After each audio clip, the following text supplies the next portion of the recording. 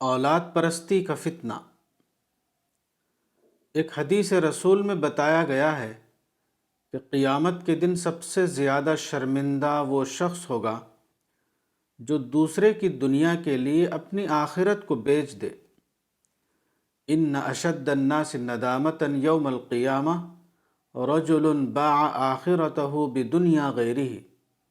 التاریخ الکبیر للبخاری، حدیث نمبر 1927۔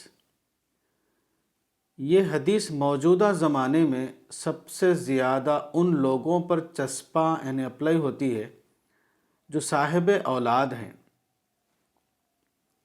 موجودہ زمانے میں صاحب اولاد لوگوں کا حال یہ ہے کہ ہر ایک کے لیے اس کی اولاد اس کا سپریم کنسرن بنی ہوئی ہے۔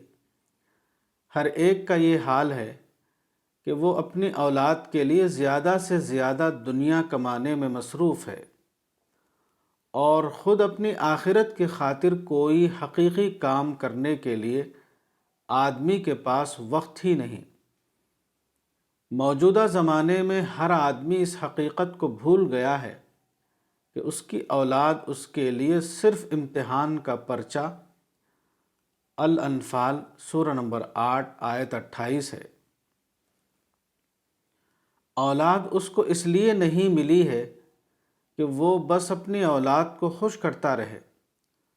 وہ اپنی اولاد کی دنیاوی کامیابی کے لیے اپنی ساری توانائی لگا دے۔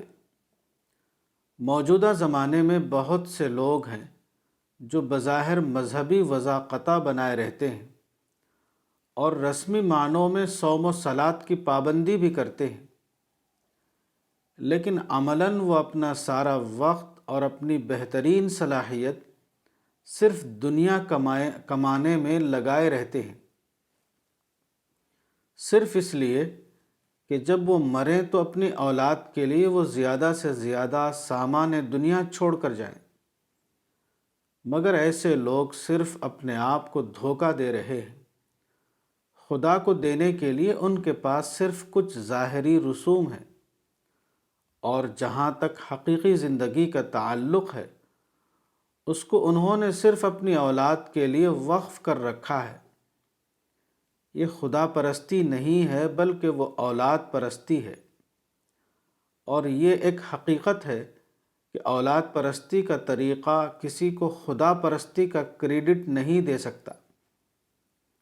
خدا پرستی زندگی کا ضمیمہ اپنڈکس نہیں۔ حقیقی خدا پرستی وہ ہے جو انسان کی پوری زندگی کا احاطہ کیے ہوئے ہو۔ کتاب تربیت اولاد، مولانا وحید الدین خان، صفحہ نمبر 50۔